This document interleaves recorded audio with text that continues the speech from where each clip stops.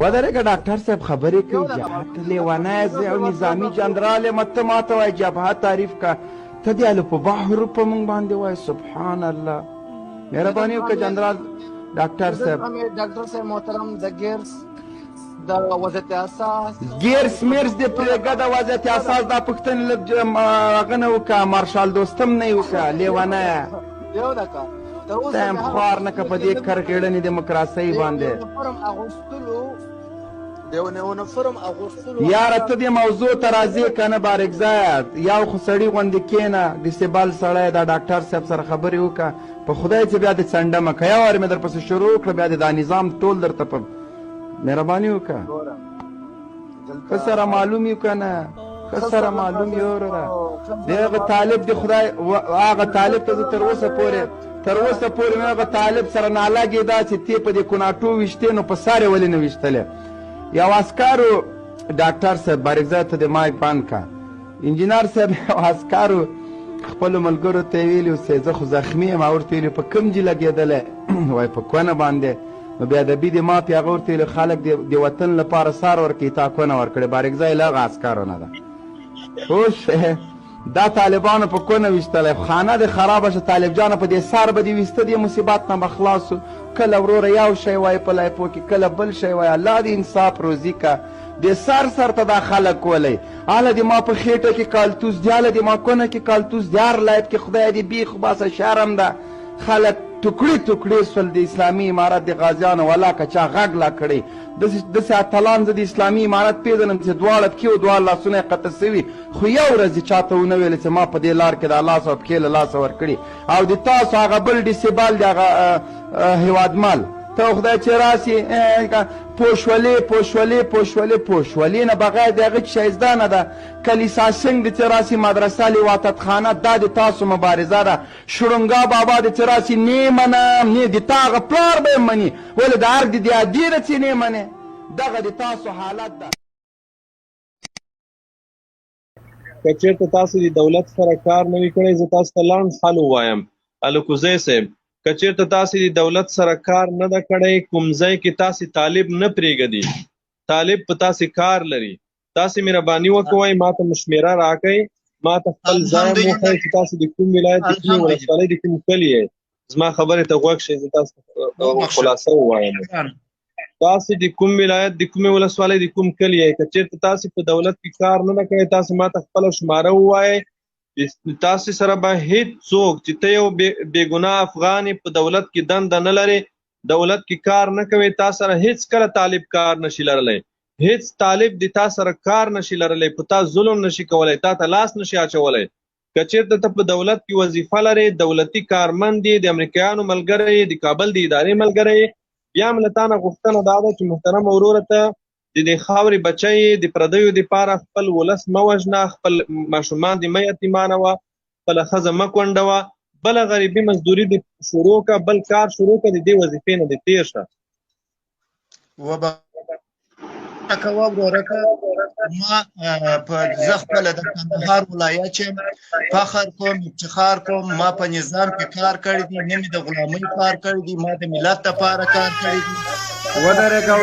وروره ما مخکې هم درته ویلې چې لیکچر به نه ورکوې د تا ستونزه څه شی ده ته چې په غلامۍ فخر کوې ته د امریکایانو په مزدورۍ فخر کوې ته د 840 ملکونو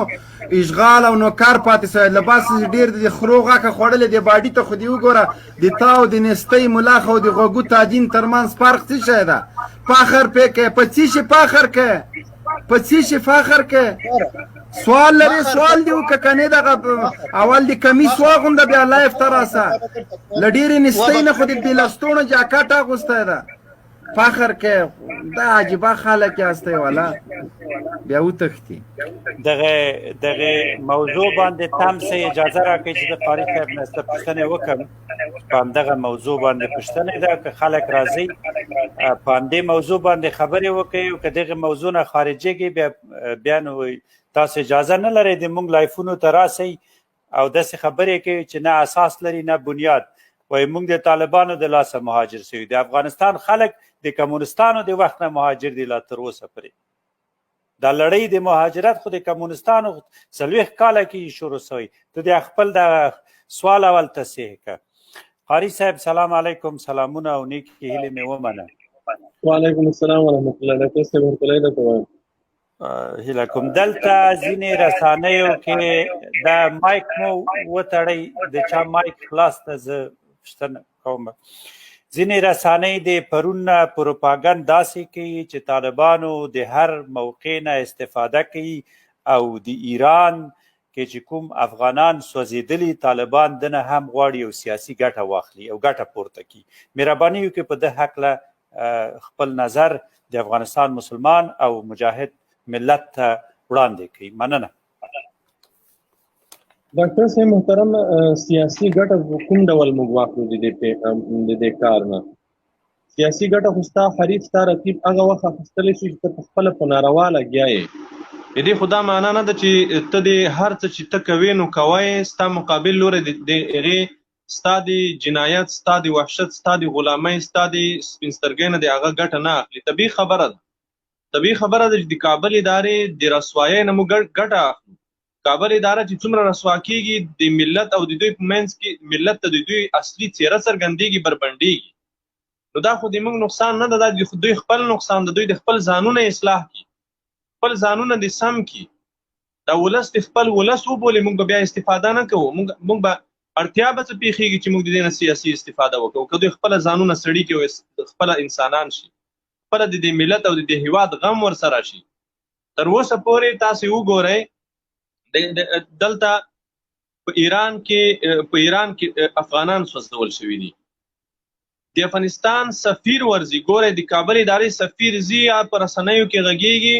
د دې دومره لوی جنایت، د دې دومره لوی وحشت پړه په قاچاقبرانو اچوي، د موټر په چلوونکي اچوي.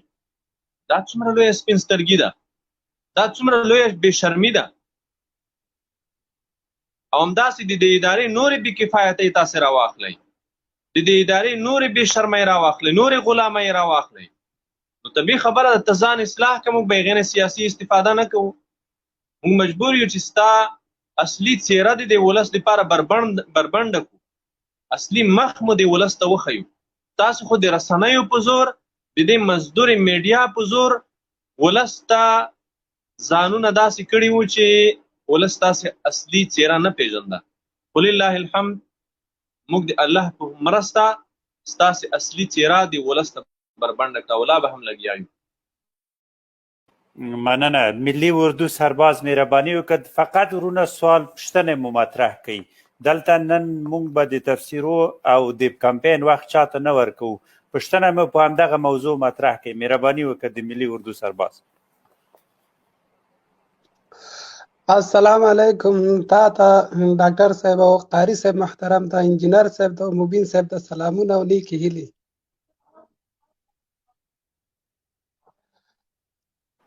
وعلیکم السلام. مهرباني وکړه پوښتنه مو وکړئ. پوښتنه مې داسې ده قاری صاحب نه، قاری صاحب مونږ خو اردو کې څه نو مجبورۍ په خاطر نو څه چل وکړو، چاره بله نشته که نه. نو پوښتنه مې داسې ده قاری صاحب چې یو هېواد 20 کاله په دیموکراسۍ کې تیر کړي او تاسو راځئ که نه دغه نظام بیرته دیموکراسۍ نظام بیرته د اسلام په چوکاټ ته اړوئ، آیا تاسو زور به ورسیږي که نه؟ یو دا پوښتنه. او بل د دولت نه خو تمش کېدلې ده، ځکه موږ ته پته ده موږ خو ګورو چې دوی اصلي افغانستان ته کار نه کوي، اما موږ مجبوره سوي دونه کوو چې هغه کور به پې چلوو، نو چاره نشته ده. خیر دا هم ګناه ده، نو خپلې ګناه نه به نه تېرېږو، پوهېږو چې ګناه ده، خو څه وکړو چاره نشته ده که نه. او بل قاري صاحب یو بله پوښتنه چې 2 ملکونو سره تاسو جنګېږئ او د موږ لړم قیطو پسې نور قیطې، دغه څه شی دي چې دغه تاسو ماته نه منئ؟ یو دا پوښتنه دي په اړه لږ وضاحت راکړه. بې پیلوټه طیارې او ټانکونه او ضد زرې او خو ورکه دنیا څه شیان چې دي موږ سره ټول دي، اما تاسو بالکل ختمېږي نه، چې دا څه وجه ده، په دې وجه باندې موږ نه پوهېږو. یو دا پوښتنه. او بله پوښتنه دا د قاري صاحب د اوس امریکایان خو په وتو دوی تړون هم ورسره لاسلیک، نو د موږ په هېواد کې نو د 7 دانې ډېرې غټې هډې دي که نه، په طور د مثال د باګرام مثال لنډ وښیم. آیا تاسو د دې ساتنې لپاره کوم پروګرام لرئ که نه لرئ؟ او د افغانستان دولت خو تاسو ګورئ چې خپل ځان نشي ساتلی. آیا تاسو دې ته کوم پروګرام لرئ چې دا وساتئ که نه؟ قربان ورور اوله خبره خدا ده چې تاسو دیموکراسي یادونه وکوله. ګورئ دیموکراسي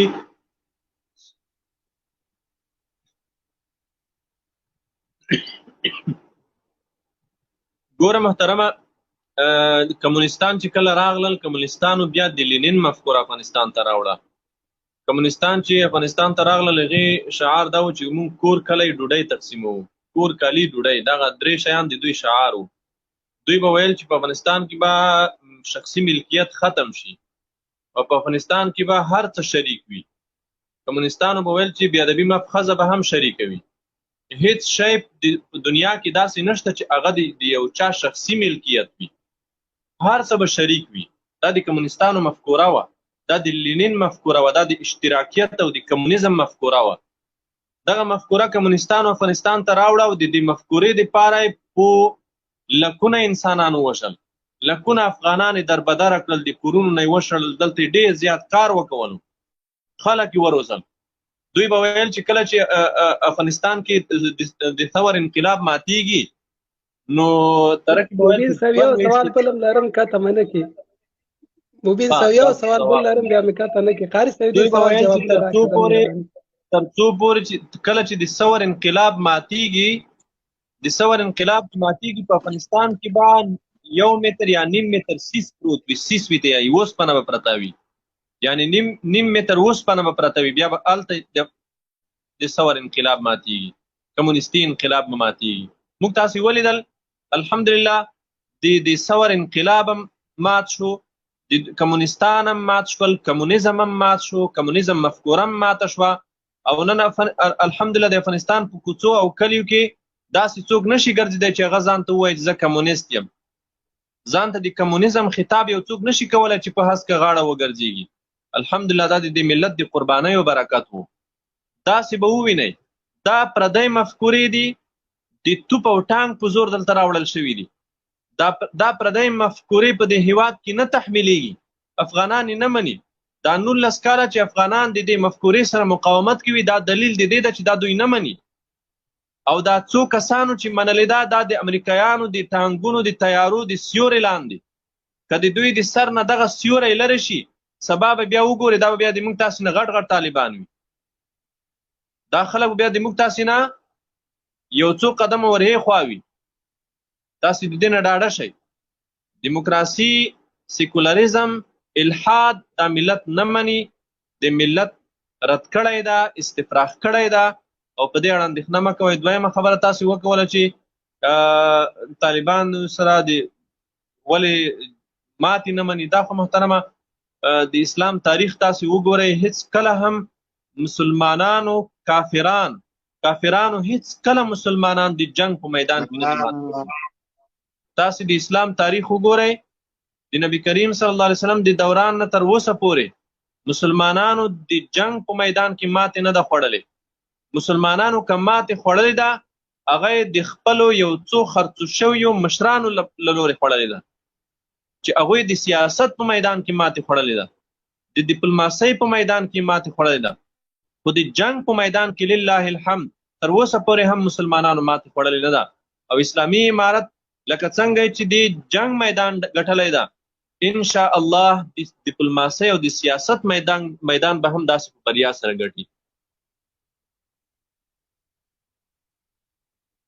او بل پوښتنه مې قاری صاحب د اډو په اړه وله، هغه د دې ساتنې تاسو سره کوم څه طرحه ورته راوړئ؟ محترمه د اډو لپاره خو طرحه دا ده چې الحمدلله اسلامي امارت منظمه اردو لري، منظم فوز لري، قطعات لري، کنډکونه لري، ډلګۍ لري د ټول افغانستان په سطحه. او الحمدلله اسلامي امارت یو نظامی ځواک ده او یو نظامی برجسته روزل شوی فوز لري.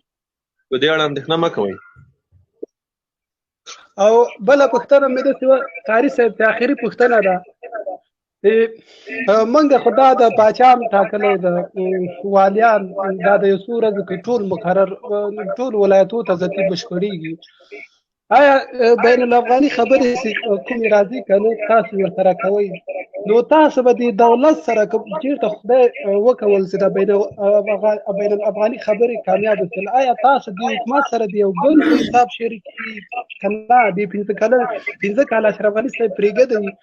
پاچاهي به همداسې روانه نه وي 15 کاله بعد به محترم انتخابات اسلامي امارت ګوره اسلامي امارت نه د کابل پخوانی اداره په رسمیت پیژندلې ده نه د کابل د کرزي اداره په رسمیت پیژندلې ده نه د اوسنۍ ګډوله نظام په رسمیت پیژني چې د یوې پروژې یا د یوه شرکت د یوې کمپنۍ د تقسیم په ډول سره تقسیم شول هیواد د هیواد نظام ادارې تقسیم کړه 50% عبدالله ویوړه 50% غني ته پاتې شو په 50% کې هم بیا 60% د ته پاتې کېږي ځکه یو 10% خو دانش وړي او 60% عبدالله صالح ترې وړي 60% غني ته پاتې کېږي نور یو شي دا خو پروژه ده دا خو شرکت ده خپل منځ کې سره تقسیم کړو د دوی مشروعیت څه ده د کوم قانون په اساس د کوم مشروعیت په اساس دغه اداره تاسو د افغانستان مشروع دولت بولئ دا خو یو مشروع دولت نه ده اسلامي امارت دغه خلکو سره وخت ضایع کول نه غواړي د دولت په حیث به هیڅ کله هم اسلامي امارت دوی سره خبرې ونه کوي دوی که مذاکرات ته راځي د افغان جهاد په حیث به راځي دا د اسلامي امارت دریځ ده دا موقف ده او دا د کابل ادارې دریځ هم نه ده دا د کابل ادارې سره کرخ هم نه ده چې بیا به زیړه شي دا د اسلامي امارت ثابت دریځ ده بفضل الله چې اسلامي امارت به د کابل ادارې سره د دولت په حیث د نظام په حیث خبرې نه کوي بلکې د افغان لوري د افغان جهاد په حیث به خبرې کوي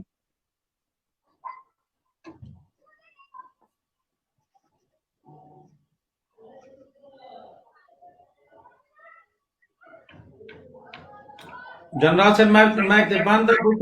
जंगल से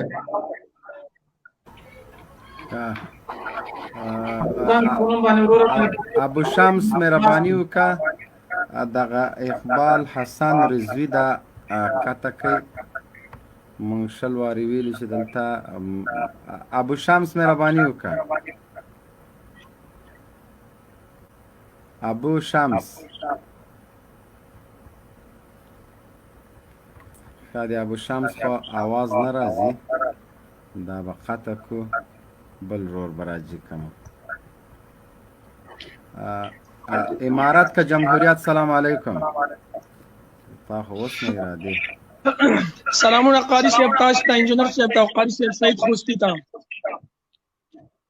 او تاسو د سټوډیو د لارې نه ټول هیوادوالو ته خپل سلامونه وړاندې کوم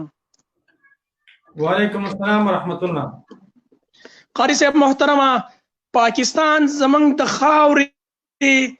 او زمنګ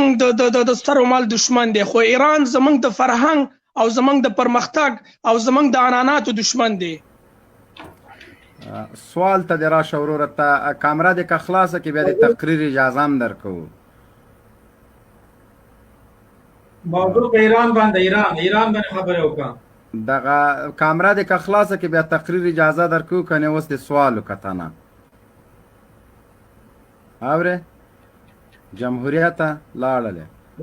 مره مې احساساتي کېږي ښه حذیفه جانان سلام علیکم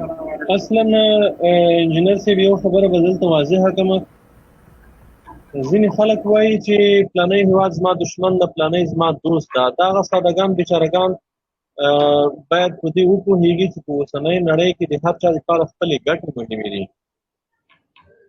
موږ افغانان په نړۍ کې هیڅ دوست نه لرو او په نړۍ کې هیڅ دښمن نه لرو مګر موږ دوست او دښمن د خپلو ګټو په بنیاد مې عیاروو او نور نړۍ هم که موږ ته د دوستۍ لاس راکوي یا د دښمنۍ لاس راکوي هغه د خپلو ګټو په اساس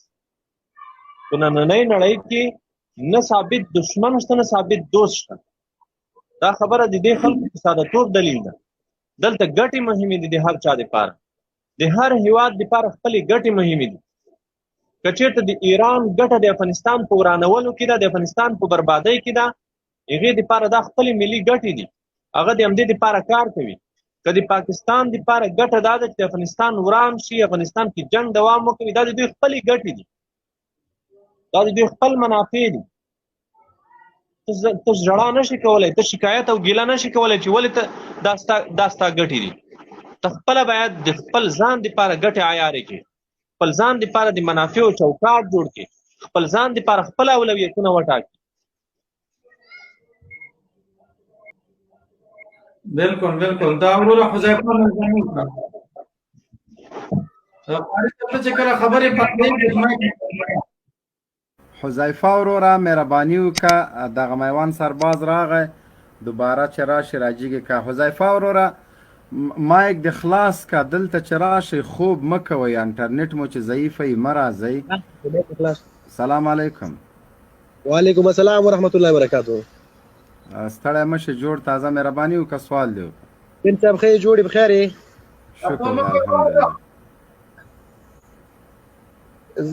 مبین صاحب اورې اورم وروره زما د قاری صاحب خوستینه دا پوښتنه ده چې د ایران کې دا کوم کسان چې پرون سوځولي دي دې باندې اسلامي امارات ولې اعلامیه خپره نه کړه صحیح مهرباني قاری صاحب مهرباني وکړه مبین صاحب دا ورور څه وویل وای اسلامي امارات د پرون بل ورځ د پیښې په باره کې اعلامیه ولې نه ده خپره کړې نو محترمه اسلامي امارت اعلامیه خو شاید خپره شي او په دې اړه خو زه معلومات نه لرم اسلامي امارت اعلامیه شاید خپره شي خو د دې نه مخکې هغه د افغانانو د غرقولو په پیښه اسلامي امارت اعلامیه خپره کړې وه شاید په دې اړه هم اعلامیه راشي تاسو باید انتظار وکړو او ګرانو شي هم شاید اسلامي امارت دلایل بلري دي د دلایلو په اساس کېدای شي اعلامیه رانشي زه په دې اړه دقیق معلومات نه لرم ښه مننه قاری صاحب محترم ملګرو ګوره دلته مونږ څلور کسان خپل کسان یو په دې کې نور هم داسې کسان راشي نو سټوډیو خو بیا به مونږ خپلو کې سره ګروپ کې مشورې کوو پرېږدئ چې دلته نورو خلکو ته وخت ورکړو زه به ووځم مبین صاحب به نه دلته نور هم راشي دلته ملګري هغه شي دغلته دا کسانو ته اجازه ورکړو چې لایف خپرونه هلته لږه غم شوله اوس السلام علیکم راش السلام علیکم سرباز ورور غږ مې درځي مایک د خلاص کا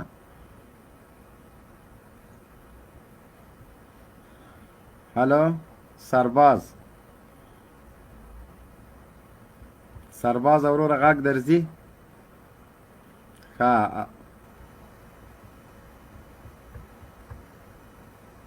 اورې مایک د خلاص کا سرباز مهرباني وکړه سوال دی وکړه غږ مې درځي هو غږ د راځي السلام علیکم مبین صاحب ستر جنرال تازا قاری صاحب محترم ته ټول ته زما سلامونه چې در ورسېږي موضوع خو نن پر ایران باندې دی ګوره و نو دغه په ایران کې دغه افغانان چې په ور باندې سوځلي دي نو د جې باسخاص باید څوک وکړي د جې باسخاص باید حکومت وکړي او کې باسخاص باید طالبان وکړي ما د قاری صاحب څخه دا سوال دی چې د پرچې باندې ته موږ ته معلومات راکړي چې د جې شتنه د چا څخه موږ باید وکړو یا د حکومت وکړو او کې د طالبانو څخه وکړو صحیح مهرباني وکړه قاری صاحب محترم وروره هر سړی تر خپل چوکاټ پورې خپل مسؤلیت پورې مسؤل ده طالبان تر کوم ځای پورې چې دوی مسؤلیت د طالبان مسؤل دي چې د پیښې پوښتنه وکوي تر کوم ځای پورې د کابل اداره مسؤله ده هغه ځای پورې د کابل اداره باید مسؤلیت ورلغاړي چې کابل اداره پوښتنه وکوي دلته ګوره یوه مهمه نقطه دا ده چې یو د موږ تاسې د افغانانو د وژلو پوښتنه ده یو د افغانانو د وژلو سره هم بیا هم ایران ته یا ایرانیانو ته په دې هیواد کې د لاسوهنې زمینه مساعدول دي دا دوه جلا شیان دي راځئ سره جلا یې کړو که چېرته هغه د فشار آلې چې د کابل ادارې په لاس کې لري طالب یې نه لري دغه افغانان چې ووژل شول په کابل کې د ایران چې څومره مطبوعاتي دستګاوې دي د دوی تبلیغاتي دستګاوې دي د دوی جاسوسان دي که چېرته دغه د کابل اداره یوه ازاده خپلواکه اداره و یو نظام وای هغوی ته به یې ټولو ته قلفونه اچولی ټول به یې بند کړي وای سفیر دې هم نه شړلی د سفارت نه د باندې چې د ایران څومره کلتوري یرغل په د کابل ښار کې روان ده د هغوی ټغر دې ورټول کړی وای دا د فشار یوه بهترینه آله وه، خو دوی نشي کولی، دوی دا کار نه کوي.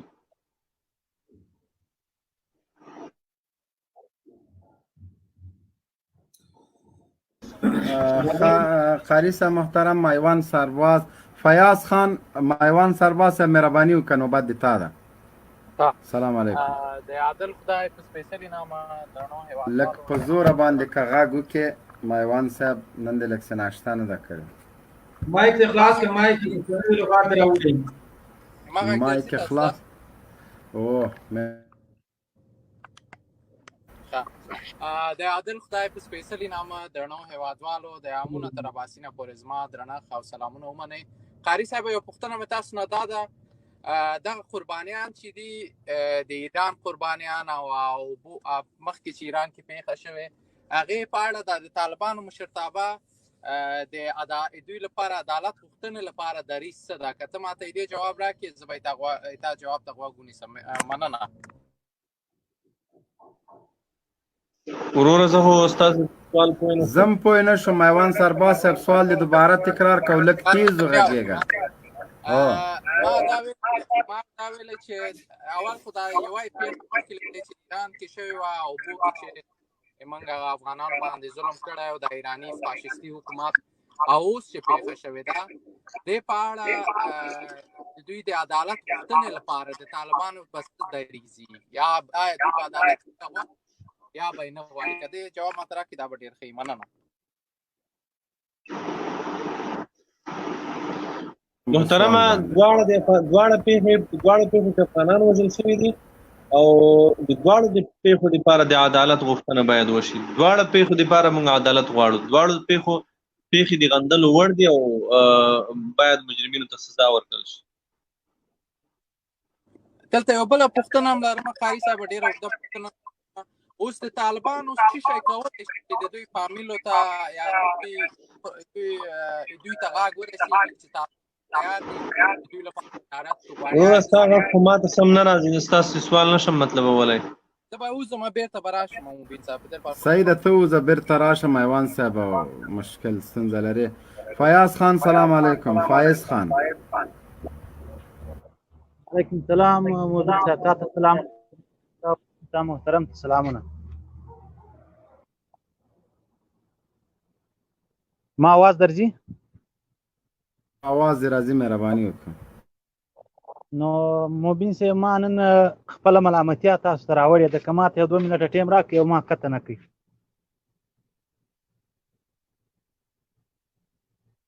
مهرباني وکړه. تقریبا 10 کاله په طالبانو پسې بد ویلي دي ښه، نو هغه بد ما په دې وجه ویلي دي چې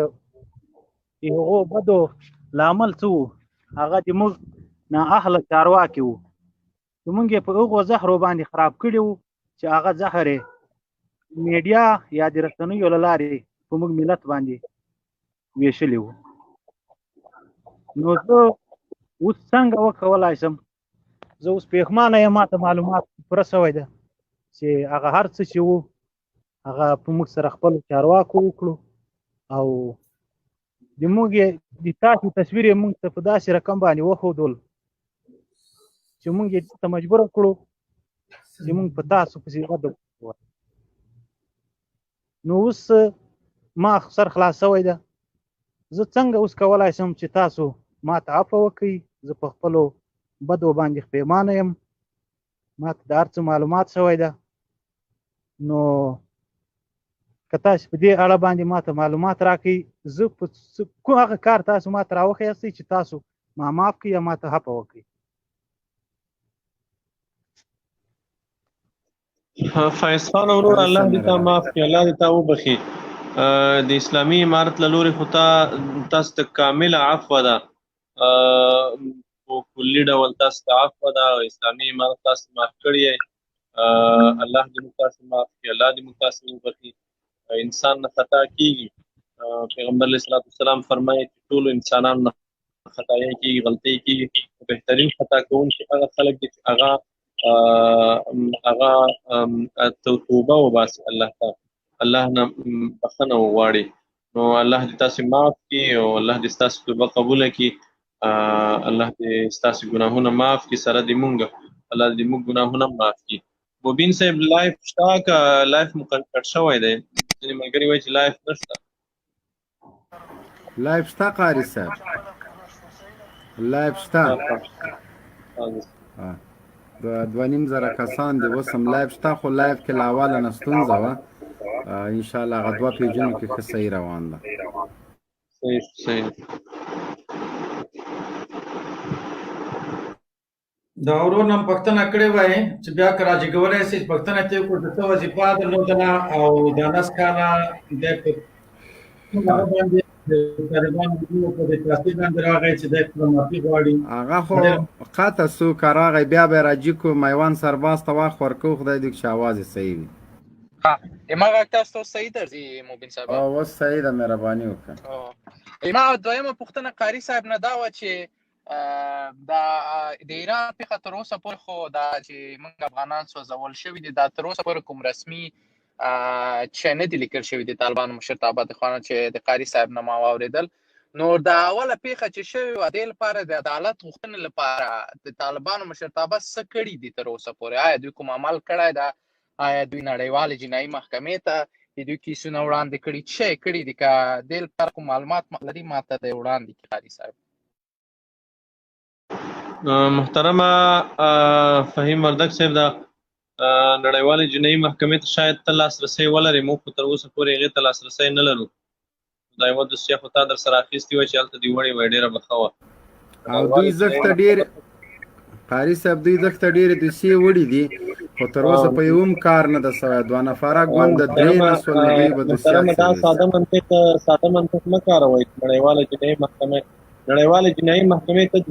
د نړیوالې جنایي محکمې په ټول تولد کې ته ماته داسې یوه پېښه وښیه چې هلته دوی عدالت پلی کړی وي او واقعا یوه ظالم ته سزا ورکړې وي نړیواله جنایي محکمه د چا له لخوا جوړه شوې ده د دې اوسنی مشران څوک دي د چا په کوم هېواد کې ده مرکز یې چېرته ده دا معلومات تاسې لرئ او خپلواکي څومره ده څومره دا نړیواله جنایي محکمه خپلواکه ده تر اوسه پورې په دې ټول تولد د نړیوالې جنایي محکمې کې تر اوسه پورې دوی داسې یو څوک محکمه کړی ده چې هغه واقعي ظالم ده خو که چېرته محکمه کړی ده یو مسلمان یې محکمه کړی ده یو داسې څوک یې محکمه کړی ده چې هغه په واقعي ډول مجرم نه ده خو نمایشي کړنې یې کړې دي